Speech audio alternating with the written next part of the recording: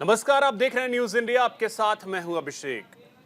1 जून को देश के 8 राज्यों की 57 लोकसभा सीटों पर वोटिंग के साथ ही चुनाव खत्म हो जाएगा और नतीजे 4 जून को सामने आएंगे। लेकिन नतीजों के आने से पहले ही विपक्ष अपनी जीत को लेकर पूरी तरीके से आश्वस्त नजर आ रहा है। इसलिए चुनाव में अपने प्रदर्शन और गठबंधन की जीत होने पर प्रधानमंत्री समेत कौन सा पद किस दल के पास होगा, इस बात की चर्चा और आगे की रणनीति के लिए कांग्रेस के अध्यक्ष मल्लिकार्जुन खड़गे ने 1 जून को INDIA के नेताओं की बैठक बुलाई है। अब जानकारी सामने आ रही है कि गठबंधन की इस बैठक से तृणमूल कांग्रेस दूर रहेगी। TMC नेताओं ने मीटिंग से दूरी की वजह चुनाव के अंतिम चरण के मतदान को बताया है।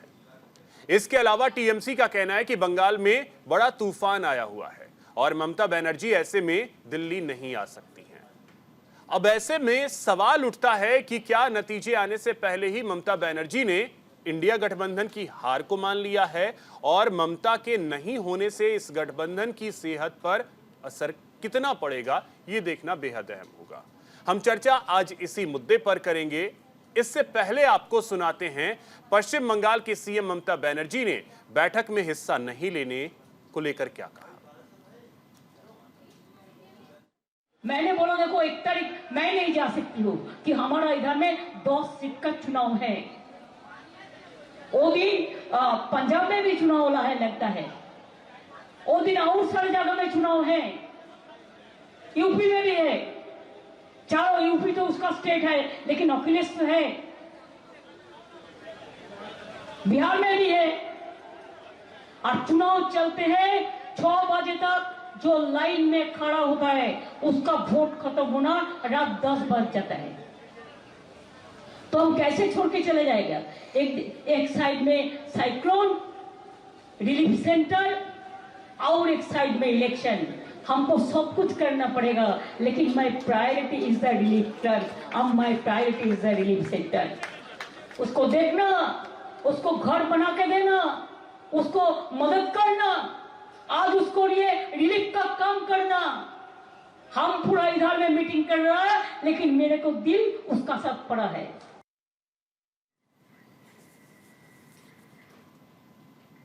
तो सुना आपने ममता बनर्जी को, वजह वो कई सारे बता रही हैं, लेकिन इसके पीछे मेन मोटो अगर समझा जाए तो कहीं ना कहीं ये दिखा रहा है क्योंकि शुरुआत से ही TMC कांग्रेस से दूरी बना के रखे हुए।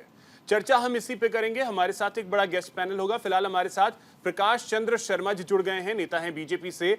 बाकी और भी नेता हमारे साथ जुड़ेंगे। प्रकाश जी, बहुत स्वागत आपका न्यूज इंडिया पर। प्रकाश जी, सबसे पहले तो ममता बनर्जी को आपने सुना होगा, क्या मानकर चल रहे हैं आप लोग? क्योंकि उधर तो अब मतलब एक तरीके से कहिए प्रधानमंत्री का चेहरा चुनना, कैबिनेट कैसे डिजाइन होगी, सारी चीजें तैयारियां शुरू कर दी हैं उन्होंने। समझने वाली बात है कि 1 तारीख को पूरे देश में चुनाव है और इंडिया एयरलाइंस अपना बैठक उसमें करने जा रहे हैं। तो यह स्पष्ट है कि चुनाव से पहले की इनकी हार है। जो जिस पॉलिसी को लेके इंडी गठबंधन चला था कि भाई पिक एंड चूज की राजनीति, डिवाइड एंड रूल की राजनीति, आश्चर्य की बात है जिस इंडी गठबंधन की बैठक की बात हो रही है उसमें 2 मतलब वरिष्ठ दल कांग्रेस और TMC बंगाल में चुनाव अलग अलग लड़ रहे हैं।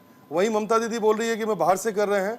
तो बेसिकली क्या है कि ये इंडी गठबंधन इस चीज़ को भाप चुका है कि देश में माननीय मोदी जी के नेतृत्व में एक साइलेंट क्रांति, मौन क्रांति चल रही है, जो वोटर बूथ पे जा रहे हैं। और ये तमाम आंकड़े उस चीज को सिद्ध कर रहे हैं कि लैंडस्लाइड विक्ट्री से मोदी गवर्नमेंट तीसरी बार रिपीट होने जा रही है। पब्लिक ने इनको बुरी तरह से नकार दिया है। तो अब उसमें चेहरा छुपाने की बात है कि दोषारोपण किस पे हो, तो इन्होंने बहाना ढूंढना चालू कर दिया है। चूंकि ममता जी एक महत्वपूर्ण घड़ी रही थी, इसकी एक महत्वपूर्ण कड़ी रही थी कि भाई किस तरह से मैं चीजों को प्रमोट करूं और मैं 42 सीटें हैं बंगाल में मैं लाऊं। बंगाल में वो अपनी सीटें बचाने में बहुत मुश्किल हो रही हैं। जो 19 में बीजेपी की वहाँ 19 सीटें थी, वो बढ़ के उससे दुगुने के आसपास होने जा रही हैं और अच्छे मार्जिन से होने जा रही हैं। तो ये सारे कारण हैं ओवरऑल कि ममता जी अपनी समझ रही हैं कि अपने किले को बचाने के लिए जो इंटरव्यू भी आपने अभी चलाया, जहां वो बोल रही हैं कि चुनाव है, लोग रहेंगे, हमें उसको देखना है, तो स्पष्ट है कि चुनाव से पहले वो अपनी हार स्वीकार कर चुकी हैं और उनको मालूम है कि इंडी गठबंधन अप्रासंगिक हो गया है। और अभी ये तो ये पहली मंजिल है। पहली मंजिल पे ममता जी घबरा गई हैं, आगे की मंजिल पे इनके कितने गठबंधन के लोग घबराएंगे, समय के साथ हमारे सामने आएगा। और प्रकाश जी, अभी हमने प्रधानमंत्री का भी इंटरव्यू सुना। बंगाल को लेकर के आप लोग आश्वस्त हैं कि हम लोग मतलब बहुत बेहतर कर रहे हैं। आपने भी कहा कि पिछले बार जो था उससे 2 गुना, यानी कि लगभग 36-37 सीटों पर आप जा रहे हैं। मतलब इतने आश्वस्त कैसे? देखिए, हमारी जो पार्टी है, पार्टी की विचारधारा है, वो विचारधारा है अंत्योदय की। इन लोगों ने सिर्फ जो है पेपर्स पे काम किया है। इन्होंने कांग्रेस में और वाम दल में इन्होंने आपस में अपने लोग शेयर किए हैं। वहां पे आम पब्लिक, जिसके नाम पे एक महिला मुख्यमंत्री बन के आई नंदीग्राम, उसकी क्रांति से उनको सत्ता मिली। सत्ता लेने के बाद इन्होंने किस तरह के काम किए हैं, किस तरह के वहां पे घोटाले हुए हैं और खासकर महिलाओं पे क्या अत्याचार हुए हैं। एक बहुत बड़ा एक मार्जिनल बात मैं आपसे कहने जा रहा हूं कि 19 के बाद 24 का चुनाव हो रहा है और इसके बाद हमने कोविड को झेला है। तो कोविड का 2 इम्पैक्ट रहा है। लोगों को अपने जीवन के बारे में पता चला है, जीवन का महत्व क्या है, जीवन की डिग्निटी क्या है। दूसरे पहलू में सोशल मीडिया का इम्पैक्ट बढ़ गया है। लोगों ने सोशल मीडिया पे टाइम ज्यादा स्पेंड करना चालू कर दिया है। अब इसका असर ये आ रहा है महत्वपूर्ण तरीके से कि बंगाल तक भी जो हमारी नीति है, जो हमारी व्यवस्था है, विश्व के अलग अलग कोनों में कैसे भारतीयता को हमने ऊपर उठाया है, उसके साथ ही भारत के अंतर्गत इंफ्रास्ट्रक्चर पे कैसे बल दिया है, बाकी हमने लोगों के अंतिम जीवन शैली को कितना प्रभावित किया है। ममता जी उसके बीच में बैरियर बन के आ रही हैं, ये आम जनमानस में बैठ चुका है और यही कुछ कारण है कि वहां पे हम लैंडस्लाइड विक्ट्री की तरफ बढ़ रहे हैं। जनता पूरी तरह से मन बना चुकी है इनको वहां से उखाड़ फेंकने के लिए और मोदी जी की सत्ता को वहां स्थापित करने के लिए। तो ममता की बैठक से दूरी क्या कारण यही है कि उन्हें अपना गढ़ खिसकता हुआ नजर आ रहा है? देखिए, बिल्कुल नजर आ रहा है, बिकॉज वहाँ पे उनके पास भी अपना पूरा प्रशासन है, पूरा अमला है। चूंकि हम चुनाव व्यवस्था में वो लगे हुए हैं, हम देख रहे हैं कि इनके लोग कैसे लोगों को धमका रहे हैं और इनकी धमकी के बावजूद, जैसे सबसे बड़ा आंदोलन अगर आप देखें चुनाव के आसपास जो हुआ है वो संदेश खाली का हुआ है कि संदेश खाली में महिलाएं कितनी मुखर होकर सामने आई हैं कि आप एक किसी की डिग्निटी को एक लेवल तक आप दबा सकते हैं। एक लेवल के बाद उसके आत्मसम्मान को चोट पहुंचाने के लिए कुछ बचता नहीं है।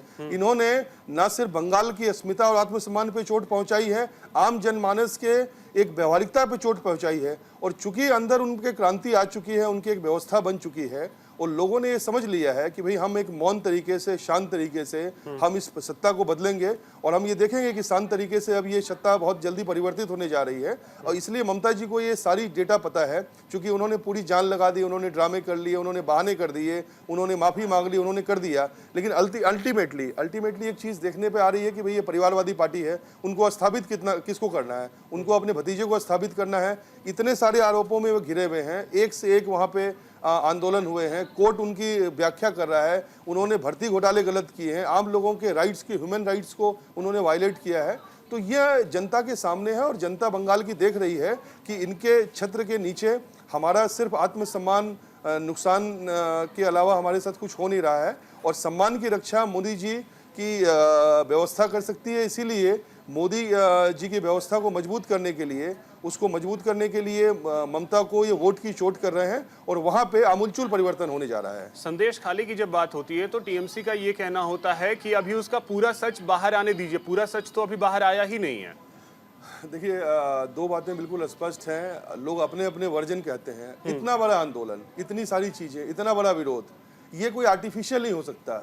ये एक लोगों की व्यवस्था है, उस पे इतने केसेस, वो आदमी क्या है, किस बैकग्राउंड से है, वो कहां से चला, क्या उठा, तमाम जिसमें ईडी सीबीआई इन्वॉल्व हो गई हो, जिसके तार वहां के स्टेट के केंद्रीय मंत्रियों से जुड़े हुए रहे हो, उसके वो पैसा संभालता रहा और अत्याचार करता रहा हो। और ये बात 1 या 2 महिलाएं बोलती तो समझ में आता, वहां सैकड़ों महिलाओं ने कहा है भाई अगर इतना ही था तो ट्रांसपेरेंट तरीके से ये जांच होने देते। शुरू में जिस तरह से लोकल प्रशासन ने, पश्चिम बंगाल के प्रशासन ने वहां लोगों को, ह्यूमन राइट्स को, एमपीज को, बाकी व्यवस्थाओं को, जनप्रतिनिधियों को पहुंचाने में जो व्यवस्थाएं खराब करने की कोशिश की, रोकने की भरसक कोशिश की, यहाँ तक कि उन्होंने कोर्ट का सहारा लिया।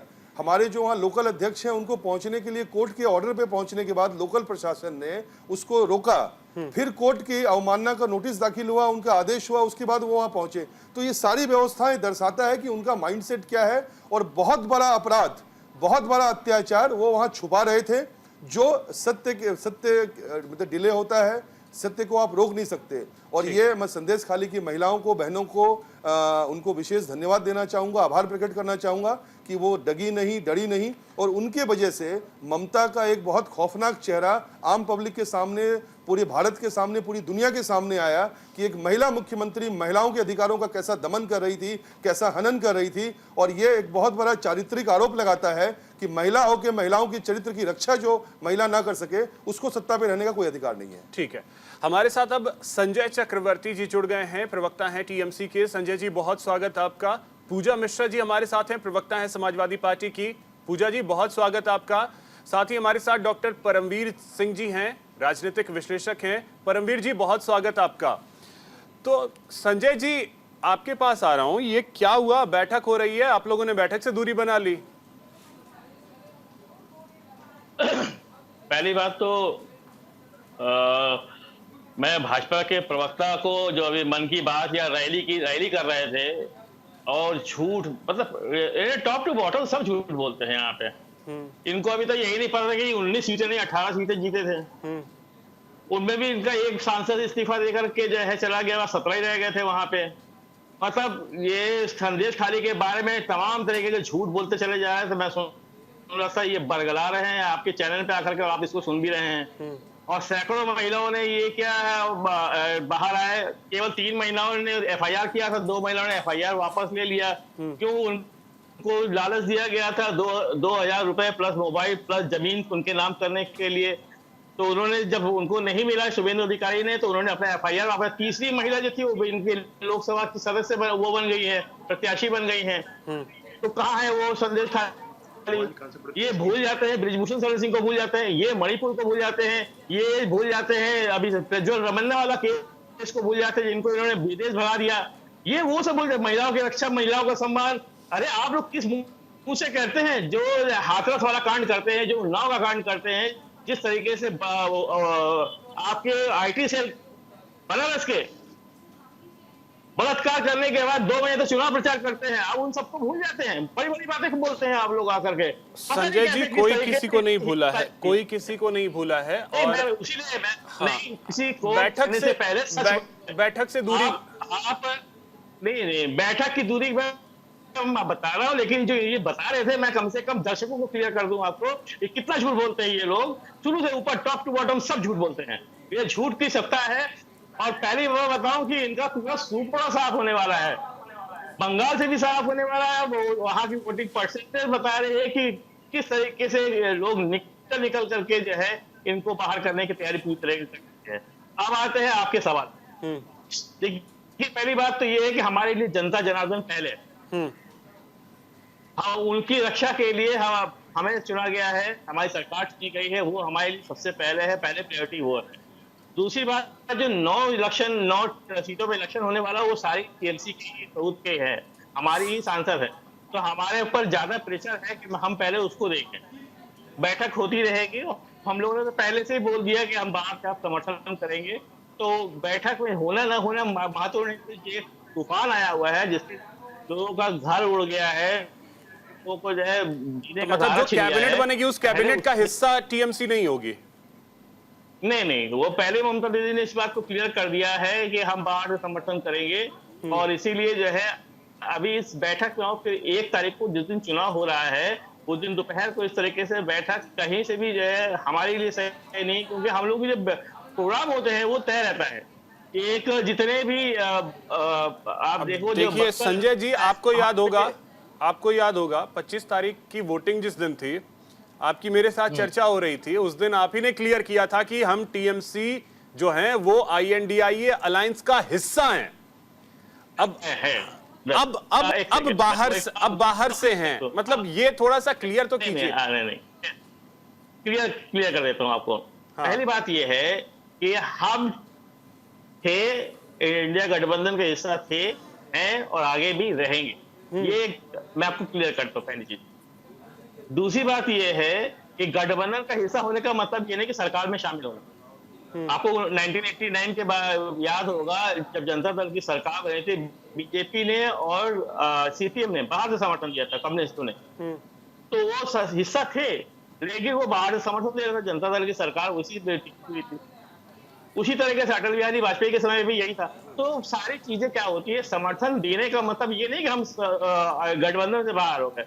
मल्लिकार्जुन खड़गे का नाम सबसे पहले हम लोगों ने ही जो है लोगों के सामने रखा हुआ था। नहीं, तो ये कैसा, ये मतलब ये कैसा बाहर से समर्थन? उत्तर प्रदेश की जिस सीट से, भदोही से आप चुनाव लड़ रहे हैं, वहां INDIE के प्रत्याशी आपके, मतलब आपकी पार्टी से हैं, तो ये कैसा अंदर बाहर है?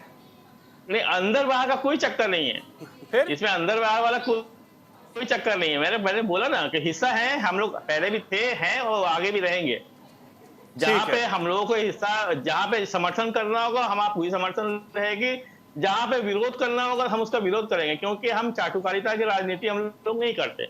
हम लोग जो काम करते हैं वो तो मतलब INDIE आपसे चाटुकारिता करवा रहा है? नहीं, बिल्कुल हमने कहा हम लोग करते नहीं है। अच्छा, ये हम NDA के भी जब हिस्सा थे तब भी इसी उस पे जो है हम लोगों ने इंडिया छोड़ा था। पूजा जी, ये मतलब ऐसा लग रहा है, जो हम लोगों की तरफ पूर्वांचल और बिहार में कहा जाता है गुड़ खा के गुलगुल्ला से परहेज, वो वाला हाल लगता है। अगर TMC साथ है नहीं है, आप लोग भी कंफ्यूज होंगी। भदोही में क्या करेंगी? देखिए जो है अभिषेक जी, भदोही में जो है वोटिंग हो गई है 25 तारीख को, और हम बहुत तरीके से चुनाव जीत रहे, इसमें निश्चिंत है, हमें कोई घबराहट भी नहीं है, कोई टेंशन है।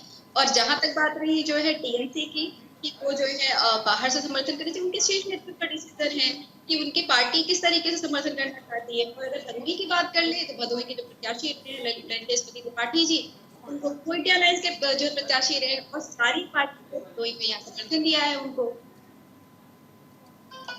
तो ये नहीं लगता है कि ये जनता भी कंफ्यूज होगी? इसमें जनता भी नहीं समझेगी कि आखिर चीजें चल क्या रही हैं?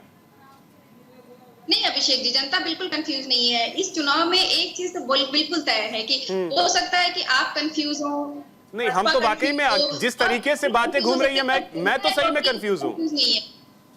मैं तो लिटरली कंफ्यूज हूँ। जो कंफ्यूज नहीं है जनता ही तो इस चुनाव की खास बात यही है कि सिर्फ और सिर्फ जनता ऐसी जिसको कोई कंफ्यूजन नहीं है, उसको पता है कि किसे उसको वोट करना है, किन मुद्दों पर वोट करना है और कब वोट करना है। तो जनता पॉपुलेटिव होकर के महंगाई के मुद्दे पे, रोजगार के मुद्दे पे, महिलाओं के मुद्दे पे, किसान के मुद्दे पे वो वोट कर रही है। वो उन्हें वोट कर रही है जो सरकार बना सके, और सरकार बनाने की स्थिति में इंडिया अलायंस है, और वो इंडिया अलायंस को वोट करे, क्योंकि मौजूदा सरकार है उसको उन्होंने सुन लिया है। अब जो देश के प्रधानमंत्री कहते हैं अजन्मा, कल्पना करिए भाषाएं बदलते बदलते इस अहम ब्रह्मास्त्र तक पहुंच गए। तो ये जनता सब देख रही है, उसका जवाब जो है देने जा रही है, और देर 4 तारीख को बिल्कुल दिखेगा भी। इकलौती जनता है जो इनके अगेंस्ट लड़ रही है। हम जनता के साथ खड़े हैं, और इसमें जिस तरीके से भी समर्थन मिल रहा है, ममता बनर्जी जी ने उन्होंने अपना बयान दिया है कि उनके वहाँ काम है, वो साइकिलों को चल रहे हैं, कि वो चाहती है कि वहाँ पे वो रेस्पॉन्सिबिलिटीज, वो इसलिए 1 तारीख के जो है नहीं आ रही। हो सकता है उनका बाद में अगर मन बदलता तो खुद का जो डिसीजन होगा उनका। ठीक है, आदेश जी हमारे साथ जुड़ गए कांग्रेस से। आदेश जी, बहुत स्वागत है आपका। आदेश जी, इस गठबंधन को किस तरीके से देखा जाए? क्योंकि आप मतलब एक सीट पे साथ हैं, एक सीट पे साथ नहीं है, एक राज्य में साथ हैं, एक राज्य में साथ नहीं है। अब चंडीगढ़ में आप लोग आम आदमी पार्टी के साथ हैं, लेकिन पंजाब में साथ नहीं है, दिल्ली में आप साथ हैं, भदोही में आप TMC के साथ हैं, बंगाल में आप TMC के साथ नहीं हैं। मतलब ये कैसे, ये क्या लोगों तक क्या मैसेज जाएगा? जी, बड़ा साफ गठबंधन है, जिन्होंने किसानों के सपनों को चूर चूर किया, जिन्होंने देश के नौजवानों के सपनों को चूर चूर किया, जिन्होंने देश की बेटियों के सपनों को चूर चूर किया, टुकड़े टुकड़े किया, उनके खिलाफ ये गठबंधन है। और आपका सवाल था पंजाब और दिल्ली में हमारा गठबंधन है, पंजाब में अलग अलग लड़ रहे हैं। हमारा गठबंधन है बीजेपी के उम्मीदवार को, NDA को उम्मीदवार को हराना। नहीं, दिल्ली तो छोड़ दीजिए आदेश जी, चंडीगढ़ जो वहाँ चंडीगढ़ में आप लोग हम जीतेंगे तो भी इंडिया गठबंधन जीतेगा, और केजरीवाल जी के लोग जीतेंगे तो भी इंडिया गठबंधन जीतेगा, और वो इंडिया गठबंधन को सपोर्ट करेंगे जो है, चाहे कांग्रेस जीते या केजरीवाल जीते। तो हमारा जो गठबंधन है वो इस देश की एकता अखंडता को बनाए रखने के लिए है। हमारा गठबंधन हिंदुस्तान के अंदर जो नफरत की आग फैला रहे हैं उसके खिलाफ है। हमारा गठबंधन बेरोजगारों को रोजगार देने के लिए है। हमारा गठबंधन 80 करोड़ लोगों को सरकार की गलत नीतियों के कारण गरीबी रेखा से नीचे चले गए, अपने परिवार के लिए राशन भी नहीं खरीद सकते, उस दशा से बाहर निकालने के लिए है। प्रकाश जी उंगली उठा रहे हैं। प्रकाश जी, सबसे ज्यादा समय आपको मिला था जो है, लेकिन इशू है देश को बचाने का, इशू है देश को महंगाई से निजात दिलाने का, इशू है देश की सीमाओं की सुरक्षा करने का, इशू है पठानकोट में ISI जैसे लोगों को लाके उनसे अपने एयरपोर्ट की जांच कराने का। इन तमाम चीजों का हम विरोध करते हैं और देश सबसे पहले है। हार जीत कोई भी पार्टी जीते हारे ये महत्वपूर्ण नहीं है, महत्वपूर्ण है कि देश को कौन आगे बढ़ाता है, देश की नीतियां से किस लोगों को फायदा मिलता है। देश के अंदर अफ्रीका में भी इतना पर कैपिटल इनकम का अंतर सर, तो नहीं है। आपने वो विजन तो वही विजन तो प्रधानमंत्री भी कहते रहे कि हमने 2047 तक अगर कहा है कि हम विकसित राष्ट्र बना रहे हैं, तो आप 2040 तक का अपना विजन सामने रखिए। 2000 आप पंचवर्षीय की बात करते हैं, आप 2029 तक का विजन रखिए कि हां हम देश को पहली अर्थव्यवस्था बनाएंगे। वो विजन आपने नहीं रखा है। अभिषेक जी, 2004 से 2014 के बीच में 300% ग्रोथ था अर्थव्यवस्था में। 2014 से 2024 में 2004 में देश ग्रोथ रहा है। एक बात, देश जो है 2004 में कितने नंबर पर थी? अभिषेक जी, जो सरकार अपना लाया हुआ 2000 का नोट भी 5 साल नहीं चला सकी, वो देश को 2047 तक का सपना दिखा रही है। सर, अब ये तो है कि आपका आधार कार्ड लाया हुआ आपने यूज नहीं किया, मोदी सरकार यूज कर रही है, इसका क्या मतलब हुआ? आधार कार्ड आप लाए, यूज आप नहीं कर पाए। नोट भी लाया, 5 साल नहीं चला सकी। ये देश के लोग समझते हैं 2004 में करोड़ रुपया 2000 के नोट को छापने में खर्च हुआ था। और 2004 में देश की अर्थव्यवस्था कितने नंबर पर थी? 2000 का नोट लाया गया था। ये देश के लोग समझते हैं। आदेश जी, 2004 में देश की अर्थव्यवस्था कितने नंबर पर थी? हमारी माए बहनें नहीं रखती हैं। वो किन पूंजीपतियों के लिए बनाया गया था? सरकार ने आज तक ना उसके लाभ बताए और ना उसके दोष बताए। बड़े दुख के साथ कहना पड़ता है कि टीवी के कुछ एंकरों ने ये जरूर बताया था कि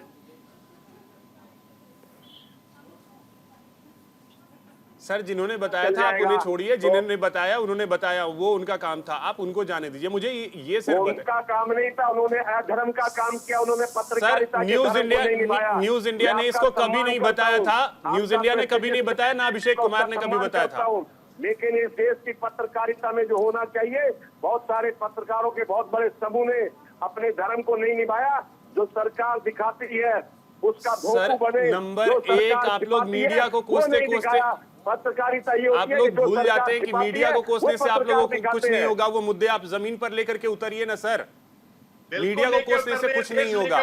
गठबंधन की क्लियरिटी आप नहीं कर रहे हैं, गठबंधन की क्लियरिटी आप कीजिए ना। गठबंधन की मुख्यमंत्रियों को जेल में डाल दिया अभिषेक जी। अरे तो आप मुख्यमंत्रियों को चुनाव से पहले जेल में डाल देते हैं। किसके मुख्यमंत्री? किसके मुख्यमंत्री सर? किसके मुख्यमंत्री? राहुल गांधी जी ने कहा किसके मुख्यमंत्री?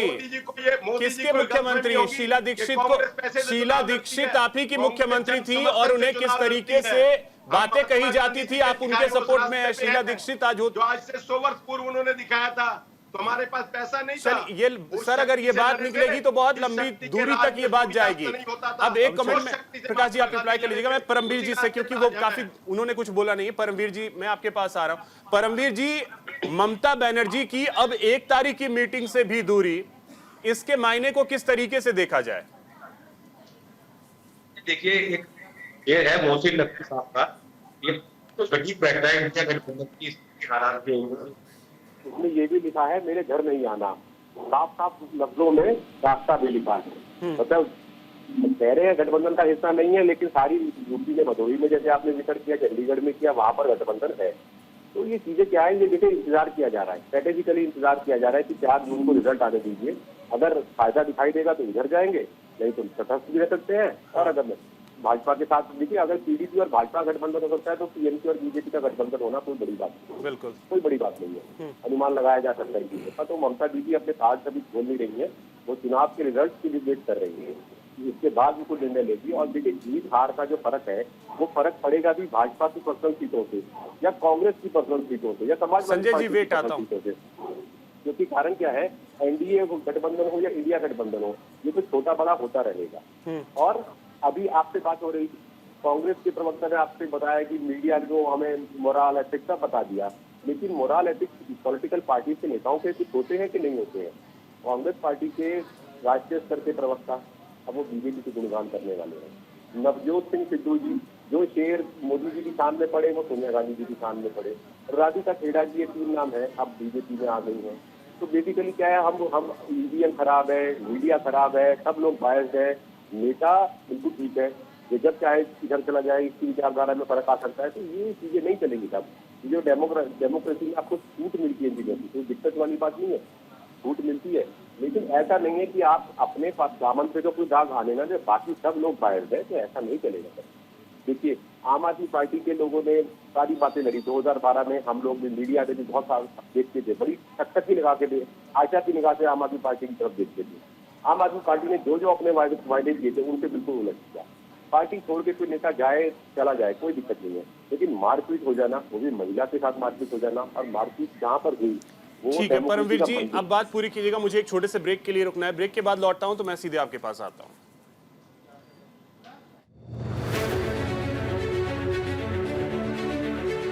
कहीं ना कहीं कोई कर सकते हैं। राजनीति का वेट है, ममता की राजनीति करने वाले में विख्यात है अपना उसमें। तो यहाँ पर एक समस्या आएगी बनर्जी के लिए, या बंगाल के अंदर चैलेंज बहुत बड़ा खड़ा होगा। कांग्रेस पार्टी का चैलेंज नहीं है, भाजपा की तरफ से चैलेंज है वहां पर कि जो वो लगातार समीकरण बनाते हैं, मुस्लिम प्लस अन्य जातियों को जोड़कर मुझे लगता है कि जनता का विश्वास इस मुद्दे से हटना है। पहले बेसिकली इन्हीं सब बातों को लेकर ममता दीदी अपनी जब जंग लाइफ में वो उसके के ऊपर रहती थी, क्या नाम है उनकी तरफ वो ये लोग चुनाव के अंदर हिंसा करते हैं, वही सब काम टीएमसी के लोग कर रहे हैं, तो उनकी बात के ऊपर जरूर भट्टा लगा है। तो बंगाल के अंदर खासकर बंगाल का रिप्रेजेंटेशन इन दिल्ली, इसके लिए मुझे लगता है जनता का भरोसा टीएमसी के ऊपर से उठा है। तो यही कारण रहेगा कि इन्हीं चीजों को देखते हुए रिजल्ट के हिसाब से 4 तारीख के बाद ममता जी का कोई फैसला सामने आएगा। ठीक है प्रकाश जी, अब बोलिए। बात है कि जो कांग्रेस के प्रवक्ता हैं कितना सफेद झूठ बोल रहे हैं, प्रत्यक्षम किम प्रमाणम। ना इनको डेटा पे बात करनी है, ना इनको रियलिटी पे बात करनी है। ये बोल रहे हैं कि 80 करोड़ लोग गरीबी रेखा के नीचे हैं। जो वर्ल्ड बैंक का डेटा है, जो एजेंसीज का डेटा है, उससे इनको कंपेयर नहीं करना है। आज इंफ्रास्ट्रक्चर का क्या हाल है कि 14 में क्या हाल है, 24 में क्या हाल है, और जब देश आज़ाद हुआ क्या हाल है। तो सवाल ये है कि इनको अपने जिन परिवारों की ये गुलामी कर रहे हैं अभी तक, इनके लिए राहुल जी जो फ्लॉप शो हैं, जो शहजादे बन चुके, लॉन्च पे लॉन्च हो गए, रिलॉन्च हो गए। एक राष्ट्रीय जो सो कॉल्ड अध्यक्ष है वो जाके एक सभा करती है रायबरेली में और जनता से हाथ जोड़ के प्रार्थना करती है कि इसको बचा लो। संजय जी, जो भागते रहे हैं, जो दौड़ते रहे हैं, वही हाल आम आदमी पार्टी का है, वही हाल टीएमसी का है कि एक अपने भतीजे को स्थापित करने के लिए ममता जी ने पूरे बंगाल को रौंद दिया है। और ये सबसे बड़ी बात है, जो इंडी गठबंधन 1 तारीख को बैठक कर रहा है जिसमें हम बात कर रहे हैं, ये उन सत्ता के आशिकों का जनाजा है जो 4 तारीख को झूम के निकलने वाला है। और उसमें अपनी बेइज्जती को कैसे कवर करेंगे, उस पर क्या आरोप लगाएंगे, क्या प्रत्यारोप लगाएंगे, उसकी बैठक है। ये प्रधानमंत्री तय कर रहे हैं। ना इनका कोई देश के लिए रोड मैप है, ना कोई विचार है। विचार है परिवार, कांग्रेस का परिवार है विचार, इंडी गठबंधन का परिवार है विचार। इनकी अपनी काम किए हुए कि साहब हमने ये किया, हमने वो किया, जो हो रहा है वो नहीं देख रहे हैं, उससे परिवर्तित नहीं कर रहे हैं। एक परिवार की चाटुकारिता करते हुए ये इतने नीचे गिर चुके हैं, ये इतने निकृष्ट हो चुके हैं कि इन्होंने देश को हर चीज को कंपैरिजन किया है। और नेशनल टीवी में बैठ के ये मीडिया से लेके, रक्षा से लेके हर चीज पे बोल रहे हैं, जो काफी सेंसिटिव है और साफ झूठ बोल रहे हैं। ये नहीं समझ रहे हैं कि लीगल करके कितना कर रहे हैं। और महाशय आप भूल चुके हैं कि जनता बहुत समझदार है। हमारे लिए अंत्योदय लक्ष्य है, जनता को रख के हम ध्यान पे काम करते हैं। और हमने जो जो घोषणा पत्र दिए, जो जो उनसे वादे किए, उसको पूर्ण किया है। कंपैरिजन आप कर लें, उसको मैच कर लें, और आपके पास जितनी झूठ, जितना कंसर्न जितना आपने सताया है, वो जनता के सामने में है। उसके बाद आप मीडिया पे बात कर रहे हैं। अरे साहब खुद पे झांक लो, जनता को क्यों भ्रम बना रहे हो? जनता है, जनार्दन है, वो सब जानती है। ये जनता का आदर नहीं करेंगे, वोट आ जाएंगे, हार जाएंगे। और लगातार रिकॉर्ड है, जनता इनको नकार चुकी है, ये मानने को तैयार नहीं है। और उसके बाद भी भ्रम की राजनीति करते करते ये इस स्तर तक आ चुके हैं कि ये अपना मानसिक संतुलन खो बैठे हैं। संजय जी, भ्रम की राजनीति कौन करता है ये देश देख रहा है। ये देश देखना का भ्रम की राजनीति कौन करता है। बात चौकीदार से शुरू हुई थी, भगवान तक का आखिर अटक गई है इस समय। अब ये हालत हो गई कि भगवान भी इनके भक्त बन गए हैं। तब जो है अब ये लोग इस स्तर तक मानसिक गुलाम हो चुके हैं भारतीय जनता पार्टी के लोग, मोदी जी को बाकायदा भगवान। अब आप लोग बाहर आराम से सत्ता के बाहर रहिए और मोदी जी की मंदिर बनवाते रहिए और आप पूजा करते रहिए। आप जनता आपको यही काम देने वाली है। संजय जी, उनको सत्ता से बाहर कर रहे हैं, आप सत्ता में आइए तो सही। आप आ रहे मैं वही आ रहा, वही पहुंच रहा है। मैं इनकी बात भी तो क्लियर करूं। आप इनको नहीं टोकते, भारतीय जनता पार्टी जब बोलती तो आप लगातार उनको सुनते रहते हो, लेकिन जब हम लोग बोलते हैं तो आप टोकते हो। सवाल उनसे भी किया करो ना, बीच में जब उल्टा सीधा जो है बयान देते रहते हैं। उल्टे सीधे तो बयान पहली पे ही मैं टोकता हूँ, अदरवाइज नहीं मैं उनको देख लीजिए। अभी भारतीय जनता पार्टी मैंने सुना 9 मिनट तक शुरुआत से बोले, उसने 1 मिनट नहीं टोका, एक सवाल नहीं पूछा आपने। सर रिवाइंड करके देख लीजिएगा, रिवाइंड करके देख लीजिएगा। मैं भी सुन रहा था, मैं हालांकि लाइन में नहीं था लेकिन मैं सुन रहा था, टीवी पे सुन रहा था। बोलिए। क्योंकि सुनना बहुत जरूरी होता है बीजेपी वालों को। पहली चीज, आप भी जो है चौकीदार से भगवान पर पहुंच चुके हैं, अब भगवान से ऊपर कहाँ जाएंगे भाई। अब भगवान भी जब इनके भक्त हो चुके हैं तो इनसे ऊपर तो ये जा नहीं सकते। तो अब आप लोग भक्ति करिए अपने भगवान की, वो छोड़ दीजिए जनता को। जनता जनार्दन समझदार है, जनता देख रही है क्या हो रहा है, कहाँ से कहाँ पे देश को लेके जाके पहुंचा दिया। अभी कह रहे हम लोगों ने अपने घोषणा पत्र सारे वादे पूरे किए थे। जरा बहुत हुआ महिला पे अत्याचार, अब की बार मोदी सरकार, बहुत हुआ डीजल पेट्रोल की मार, अब की बार मोदी सरकार, बहुत हो गया आपके बेरोजगारी की मार, अब की बार मोदी सरकार 2 करोड़ रोजगार, 15 लाख रुपए अकाउंट में, बुलेट ट्रेन चलेगी और आपके हवाई चप्पल वाले जो है उसमें बैठेंगे। ये सारे वादे कहाँ गए। हवाई चप्पल वाले जो है बैठने वाले थे, हम ट्रेनों की हालत इस समय देख लीजिए। कितने एयरपोर्ट बन गए, छोटे एयरपोर्ट चालू करके नंबर देखें संजय जी। एयरपोर्ट में क्या करेंगे, एयरपोर्ट में आम जनता कर रही है। ट्रेवल का डेटा देखें कि 14 में कितने यात्री ट्रेवल करते थे, अभी कितने कर रहे हैं। डेटा देखिए। अरे आप खुद जनता को भ्रमित कर रहे हैं, आप भाजपा प्रवक्ता की तरह बात कर रहे हैं। आप किस तरीके से जो है भ्रमित कर रहे हैं। ट्रेनों में बैठने की जगह नहीं है। अरे जगह देखिए, वंदे भारत को देखिए, बाकी शताब्दी को देखिए, स्टेशन का रिवैम्प देखिए। वंदे भारत की हालत देखिए, आप घाटे में हैं। अरे घाटा मत देखिए, यात्रियों की सुविधा देखिए, आप एक्सपोर्ट देखिए, रेलवे का ट्रांसपोर्ट देखिए। घाटे में करवा रहे हैं आप रेलवे का जो है प्लेटफॉर्म। संजय जी थोड़ा स्टडी करके आएंगे, अच्छा रहेगा। टीएमसी प्रवक्ता के बदले आप ऐसा लग रहा है कि भाजपा के प्रवक्ता हैं और नेगेटिव बोल के आप भाजपा को ही प्रमोट कर रहे हैं, क्योंकि ये जनता है, सब जानती है। अगर आप एक बात करें कि अगर ये 4 तारीख के रिजल्ट के बाद ये सारी चीजें आपकी फेल होती हैं कि आप जनता से माफी मांगेंगे, कभी नहीं मांगेंगे। एक परिवार की, एक विचार की, अपनी उसको करते हुए। अरे हम लोग परिवार की बात तो छोड़ दीजिए, आप तो भगवान बना चुके हैं। बिल्कुल है, हर में ब्रह्म है, आप में भी ब्रह्म है, वो मुझ में भी ब्रह्म है। भगवत गीता पढ़िए। धर्म का ध्यान नहीं होना, सनातन का विरोध करना, राम मंदिर का विरोध करना, मुस्लिम तुष्टीकरण की राजनीति करते करते ओबीसी का, SC ST का हक खा जाना, जिस तरह से आप लोगों ने काम किया है, आपने देश को बर्बाद किया है। सिर्फ और सिर्फ मुस्लिम तुष्टीकरण की राजनीति के लिए आप सनातन का विरोध कर रहे हैं। प्रकाश जी सुन लीजिए, उसका रिप्लाई कर लीजिएगा। आपको होते ठेकेदार हैं आप लोग, सनातन के ठेकेदार हैं आप लोग। नहीं, सनातन 5000 साल से था, अगले 5000 साल 10,000 साल तक सनातन रहेगा। आप ठेकेदार बनने की कोशिश मत करिए सनातन की। ठेकेदार नहीं होता, ठेकेदार है। सनातनी थे, सनातनी 2014 के पहले भी थे और आप 2014 के पहले पैदा हुए मेरे ख्याल से। 2014 के बाद तो पैदा नहीं हुए ना संजय जी। कोई किसी के सनातन पे सवाल नहीं उठा सकता, लेकिन एक चीज है, हाईकोर्ट जब इस तरीके से कहता है कि आप ओबीसी में 77 जातियों को शामिल कर रहे हैं, तो सवाल तो वहां पूछे जाएंगे ना। आप मोदी जी का जरा गुजरात का मॉडल देख लीजिए। हाँ। कितने को 23 ओबीसी को जो है मुस्लिम आरक्षण को देकर रखा कि नहीं रखा हुआ है। हाँ। बिहार को देख लीजिए, राजस्थान को देख लीजिए, वहां पे कोई क्वेश्चन नहीं उठता। नहीं, क्वेश्चन क्यों नहीं उठेगा, उसको लेकर के कोर्ट जाइए ना, खुद उसको लेकर के कोर्ट जाइए ना सर। मोदी जी खुद, मैं सुन दीजिए, आ रहा हूँ मैं। अब तो कोर्ट जाएंगे, अब तो कोर्ट जाएंगे। हाँ बिल्कुल, जब इस बात हुई तब तो कोर्ट जाएंगे। पहले जी मोदी जी खुद ही ओबीसी का आरक्षण खा गए। मोदी जी जो है सवाल थे, अपने आप को इन्होंने ओबीसी में शामिल कराया, तो वही तो ओबीसी का आरक्षण खाया। तो सर फिर भी आप लोग एकजुट नहीं हो रहे हैं। नहीं, हम लोग तो एकजुट है। कैसे एकजुट है और कहां? आप ही तो दूरी बना के रखे हैं, कांग्रेस तो आपको बुला ही रही है।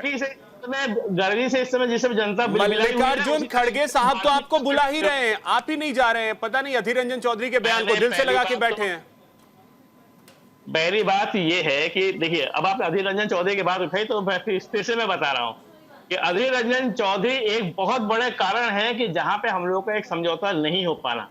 और कांग्रेस ने, हम अधीर रंजन चौधरी नहीं, 121 जो है कांग्रेस के लोग थे जो इस बीजेपी के टिकट पे लड़ रहे हैं, तो कहीं ना कहीं कांग्रेस ने अपने इतना बड़ा समुद्र में अपने लोगों को संभालने, दूसरे लेवल के जो कार्डर पे जो कांग्रेस के नेता है, वो मेरे ख्याल से किस देश के किसी भी दूसरी पार्टी में नहीं। मैं तारीफ कर रहा हूं इस बात के लिए कि पूरे देश के अंदर कांग्रेस के अपने कार्यकर्ता हैं और दूसरे लेवल के कार्यकर्ता नेता कांग्रेस के पास जितने थे, लेकिन कांग्रेस ने उनको संभाला नहीं।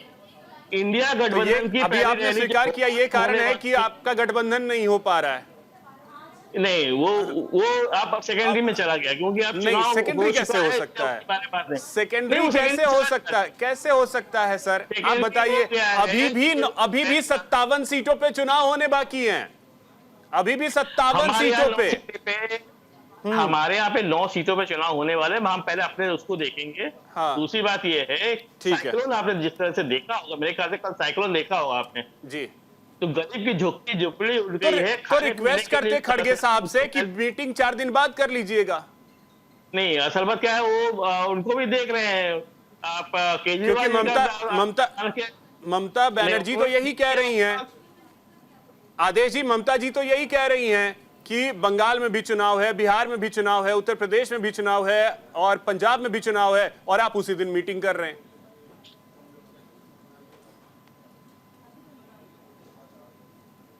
आदेश जी शायद आप, हाँ बोलिए। अपनी अपनी अपनी व्यवस्था होती है, जो है अपनी अपनी व्यवस्था होती है। आप इसको अलग से ना देखे, जो है देखने की आवश्यकता ये है कि जो अभी प्रकाश जी कह रहे थे कि इतने एयरपोर्ट बनाए, इतने हवाई जहाज बनाए, ये पहली ऐसी सरकार है जिसने हवाई जहाज को बेच खाया। और बड़े अदब के साथ मैं प्रकाश जी को कहना चाहता हूँ कि प्रकाश जी, अब से कुछ महीने पूर्व उड़ीसा में एक ट्रेन दुर्घटना हुई थी जिसमें 200 से ज्यादा लोगों की मृत्यु हुई थी। बड़े दुख के साथ कहना पड़ता है कि जब किसी के माँ बाप उस ट्रेन में सफर कर रहे थे या किसी का बेटा या परिवार का कोई सदस्य सफर कर रहा था और उस दुर्घटना का वो शिकार हुआ, तो उसके परिवार का सदस्य हिंदुस्तान के किसी भी शहर में रहता हो, वो जल्द से जल्द वहां पहुंचता था। उस वक्त आप खरीद के, जहाँ 3,000 4,000 का टिकट मिलता है, वहां लोग 70,000 रुपए का टिकट खरीद के उड़ीसा पहुंचे। ये आपकी सरकार की करनी और कथनी में अंतर है। आप इस देश के लोगों का पैसा चूस रहे हैं, आप इस देश के लोगों को कोरोना के अंदर ऑक्सीजन मुहैया नहीं कराया। और जब एक पार्लियामेंट ने सवाल पूछा पार्लियामेंट के अंदर कि इस देश के अंदर कितने लोगों की मृत्यु ऑक्सीजन की कमी के कारण हुई, तो उस पार्लियामेंट में बड़े दुख के साथ कहना पड़ता है, ये जवाब आया, एक भी व्यक्ति की मृत्यु ऑक्सीजन की कमी के कारण नहीं हुई। ये इस तरह की झूठी और बहरूपी सरकार है और देश इसको देख रहा है। जितने लोगों की मृत्यु, जिनके परिवारों के लोगों की मृत्यु ऑक्सीजन की कमी की वजह से हुई, एक एक आदमी आपका आंकलन कर रहा है, एक एक देश का किसान आपका आंकलन कर रहा है, एक एक देश का वो नौजवान जो सवेरे 4 बजे उठता है और 20 किलोमीटर यात्रा करता है, दौड़ करता है, भागता है, इसलिए कि मैं अपनी सेना में जाके इस देश का सम्मान करूंगा, देश की रक्षा करूंगा। आप मेरे सवाल को टाल गए, आप मेरे सवाल को टाल गए। ये सारे सवाल आपके जायज हैं। हाँ आदेश जी, मेरे सवाल को आप टाल गए। और जहां तक ओडिशा रेल हादसे की बात है, आपने कहा कि 70,000 80,000 की टिकट लेकर के, लेकिन देश ने पहली बार देखा था, देश ने पहली बार देखा था कि कोई देश का रेल मंत्री वहां कैंप कर रहा हो। ये पहली बार किसी ने देखा था। ठीक है आदेश जी, अब पूजा जी आपके पास आ रहा हूं। पूजा जी, क्या ऐसा संभव नहीं था? ठीक है आदेश जी, पूजा जी, क्या ऐसा संभव नहीं था कि 1 तारीख की बजाय वो 3 तारीख को या काउंटिंग हो जाए, उसके बाद मीटिंग हो जाए? मतलब सब आप लोग एक बार एक मंच पे तो आइए कम से कम। अभिषेक जी देखिए, शीर्ष नेतृत्व का डिसीजन होता है कि मीटिंग जो है कब तो करनी है और 30 तारीख को करनी है। ये देश की विडंबना रही है, वो मुद्रा पे, पाकिस्तान पर और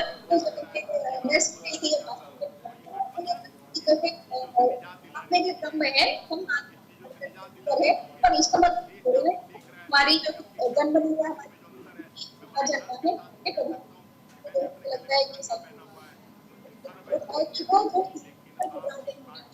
हारने से कि जो होते जा रहे हैं, मैं बहुत दूर किस नहीं जानती हूँ, किसी हवाई अड्डे की बात कर रहे थे, यहाँ 3 लोग हाईवे बंद कर दिए और क्या बनाने को अपने हाईवे बंद कर दिए। और अगर आज भी या फिर लखनऊ से हाई पकड़ और मुझे लगा था कि शायद तो ये करेंगे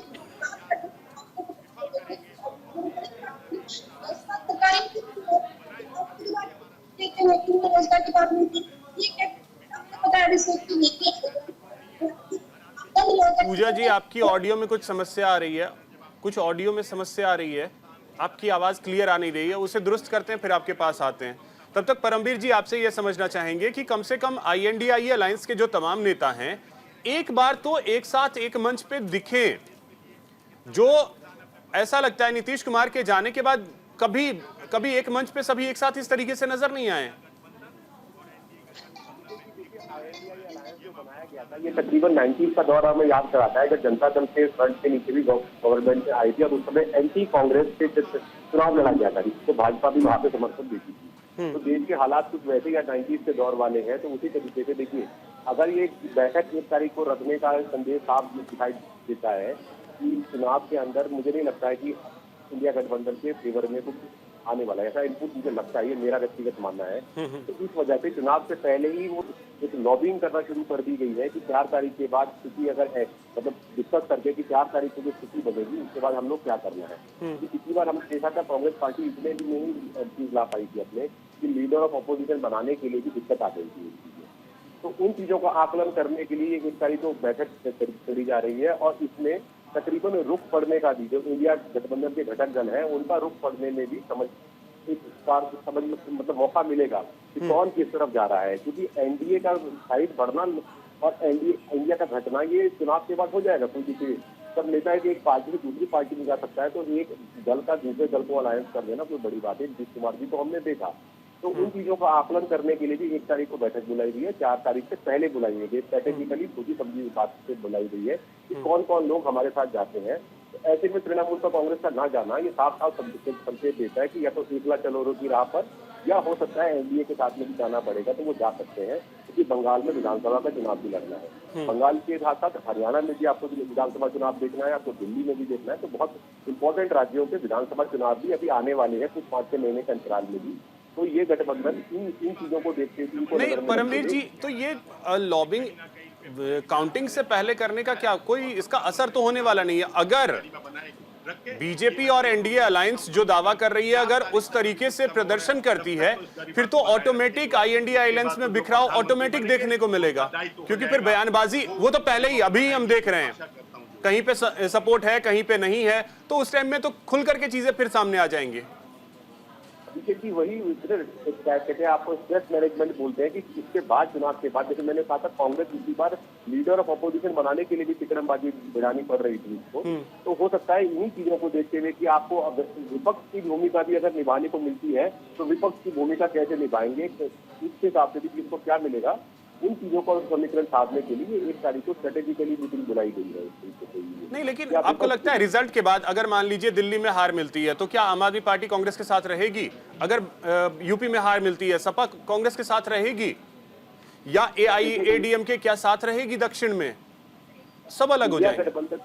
इंडिया गठबंधन के अंदर सबसे बड़ी जो कमजोर पड़ी है वो कांग्रेस पार्टी है। कांग्रेस पार्टी को कई राज्यों में बिल्कुल ब्लैंक है वहां पर, जैसे बंगाल की बात करें, अगर तृणमूल का साथ ना हो तो कुछ नहीं कर सकते। राहुल गांधी जी अपनी सीट बचाने के लिए मात्र के लिए उन्हें समाजवादी पार्टी का बेताकी लेनी पड़ेगी। दिल्ली के अंदर अगर कांग्रेस पार्टी को चुनाव लड़ना नहीं था तो उनको आम आदमी पार्टी का सहारा लेना पड़ा। कितनी बड़ी बात है कि जहाँ पर कांग्रेस पार्टी का राष्ट्रीय मुख्यालय है वहां का एमपी इस बार कांग्रेस पार्टी का नहीं है। राहुल गांधी जी स्वयं, सोनिया गांधी जी इस बार आप आम आदमी पार्टी को वोट देकर आए हैं, तो कांग्रेस सबसे कमजोर पड़ी है। लेकिन यहाँ पर दल बच्चों का बहुत बड़ा एक मतलब कहना किसी को अटैक करने के नहीं, लेकिन किसी नेता करते हैं। लेकिन आम आदमी पार्टी हुई या AIADMK हुए, तो इन लोगों के साथ में जो गठबंधन बना हुआ है, इन लोगों का साथ कितना समय तक चलेगा ऐसा संभव नहीं दिखाई देता है। बिल्कुल, एक ही राज्य है बिहार जहां पे संभव है कि RJD कांग्रेस के साथ रह जाए, क्योंकि लंबे समय से वो साथ है। संजय जी, क्या यही कारण है कि वो बिखराव, अगर आप लोगों को हार मिलती है, जीत मिलती है तो ठीक है, लेकिन अगर हार मिलती है तो वो बिखराव ना हो, उसी को ध्यान में रखते हुए ये मीटिंग हो रही है? देखिए, हमारे इंडिया गठबंधन में जितने दल है उसके दुगने दल जो है भारतीय जनता पार्टी के एनडीए गठबंधन का दुगने हैं, और हर राज्य में इनका समझौता है। नहीं समझौता तो तोड़ करके उसको समझौता कराया है, जबरदस्ती समझौता कराया हुआ है, जबरदस्ती दबा करके उसके ऊपर जो इल्जाम लगा करके समझौता कराया हुआ है कि आप भ्रष्टाचारी है, भ्रष्टाचारी है, भ्रष्टाचारी है कह के उसके बाद जो है आइए हमारे पे उप मुख्यमंत्री बनिए, आइए मुख्यमंत्री बनिए, आइए केंद्रीय सरकार में आ जाइए, आइए जो है हम आपको राज्यसभा भेज देते हैं। तो ये इस तरीके से ये साम दाम दंड भेद, अगर आप इतने बड़े आप आरएसएस को किनारे कर सकते हैं, जो आपकी मूल जड़ था, आप उनको तो किनारे क्या कर सकते दीदी को भी हैं, डराया जा तो रहा है आप- क्या? दीदी को भी हाँ सुन लीजिए, दीदी डरती नहीं है, यही तो दिक्कत है। जैसे अभी लगातार दोनों बार जो है हमारे एनालिसिस, पॉलिटिकल एनालिसिस बोलते हैं इन लोग, लेकिन लोग भाजपा की बातें करते हैं, ये दूसरों की बात नहीं करते। तो ये 2 बार ये बोल चुके टीएमसी एनडीए के साथ जा सकती है। जितना 10 साल में संघर्ष टीएमसी ने बीजेपी के खिलाफ किया है, किसी ने नहीं किया। जितना संघर्ष हम लोगों ने किया है, शायद किसी पार्टी ने किया होगा, जितना हमारे को परेशान किया गया किसी को नहीं किया। और क्या ममता दीदी ये छोटे एक अधीर रंजन चौधरी को लेकर के तो ये काम कर सकते, तो टीएमसी ये सारी बातें भूल जाएगी और एनडीए के साथ समर्थन कर लेगी। ठीक है। और दूसरी बात जो है, इनको यही ज्ञान नहीं कि इस महीने से इस साल चुनाव होने वाला बंगाल में 2026 में चुनाव होने वाला है। मैं आपको क्लियर कर देता हूँ। और सबसे ठीक है। बड़ी जो विरोधी पार्टी और पूजा जी अब हमारे साथ जुड़ गई है। पूजा जी, क्या यही कारण है कि मतलब बिखराव ना हो 4 तारीख के बाद, उससे बचने के लिए ये 1 तारीख को बैठक बुलाई गई है? ये निश्चित है कि बिखराव नहीं होने वाले। जो बिखराव होने थे, जितना इनको तोड़ना था या जोड़ना था, जो सत्ता दल सत्ता में थी उन्होंने बिल्कुल कर लिया, चाहे जिस तरीके से भी किया हो, चाहे अंतर्यात्मा मंच से हो, चाहे ईडी भेज दिया, चाहे सीबीआई भेज दिया, चाहे कुछ और किया हो, तो पूछ चुके। अभी जो है इंडिया अलायंस में वो सभी मजबूती के साथ जो है खड़े रहेंगे। हाँ, मीटिंग 6 से उसने बुलाई हुई है, 6 से उसका डिसीजन होगा, वो किस पर डिस्कशन करना चाहते हो। डिस्कशन होने के बाद में आप हो सकता है कि हमसे पहले आप ही बता रहे होंगे कि क्या हुआ इंडिया अलायंस की मीटिंग में, क्या उसका रिजल्ट आया, क्या जो है डिस्कशन का परिणाम रहा। ऐसा बिखराव नहीं आने वाला। मैं टीएमसी के प्रवक्ता से जो है काफी सहमत हूँ, क्योंकि मैं काफी एडमायर करती हूँ ममता बनर्जी को। मैंने बचपन से उनके बारे में सुना है, उनके साथ राजनीति के बारे में जाना है, तो मैं जानती हूँ कि वो लेडी ऐसी है कि वो अपने सिद्धांतों पे रहेंगी। वो कभी जो है भाजपा की तरफ नहीं जाएंगी। वो भले अकेले हो जाए, बट भाजपा की तरफ वो कतई नहीं जाने वाली। वो सिद्धांत वाली लेडी है। और जो अभी इंडिया अलायंस में जितने साथी खड़े हुए, नहीं तो ये तो यूपी में ये भी कहा जाता था कि सपा कभी भी बसपा के साथ नहीं जाएगी, लेकिन गई। जो है तो हाँ, बिल्कुल राजनीति गई। में तो ये संभावनाएं बनी रहती हैं। नहीं, ये संभावनाएं जो है मुझे अभी नहीं दिख रही। अगर ये जाना होता तो शायद वो पहले ही चली गई होती। जितने लोगों को टूटना था वो जो है चुनाव से पहले टूट ठीक है। गए, बिखर गए। जो जहाँ जाना चाहते थे चले गए। अब कोई कहीं नहीं जाने वाला। आप अब उसको भी तो बताइए, जनता सर। के साथ खड़े होकर लड़ते देंगे। जी संजय जी, यार अगर बीजेपी जिसको जो है देश विरोधी पार्टी बताती थी, पीडीपी के साथ गई, सरकार से बिल्कुल हाँ, पीडीपी के वही साथ। तो कह रहा हूं। तो मैं 2.5 साल मैं से संभावनाओं की बात कर रहा हूं। मैं साथ। संभावनाएं अगर जहां बात बनती है नहीं वहां मैं कह रहा हूं, संभाव मैं नहीं तो आप ये- इसको भी बताइए ना। नहीं, एक आपने एक एग्जांपल दिया। अरे सर, तो जिसके लिए बात हो रही है यही समस्या है संजय जी। आप लोगों को ये लगता है वो सर्टिफिकेट बांटने वाला जो है ना, उसको अब थोड़ा कम कीजिए प्रभु।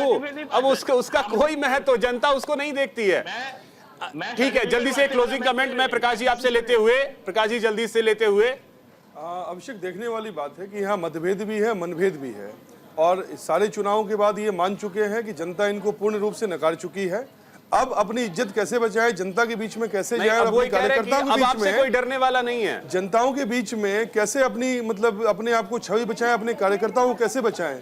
जो इंडी गठबंधन अपने कार्यकर्ताओं को बूथ मैनेजमेंट में अपने लोगों को नहीं पहुंचा पाई, वोट जो शेयर कम हुआ है इनके लोग नहीं पहुंच पाए, तो इनको बहुत तरह से स्पष्ट है।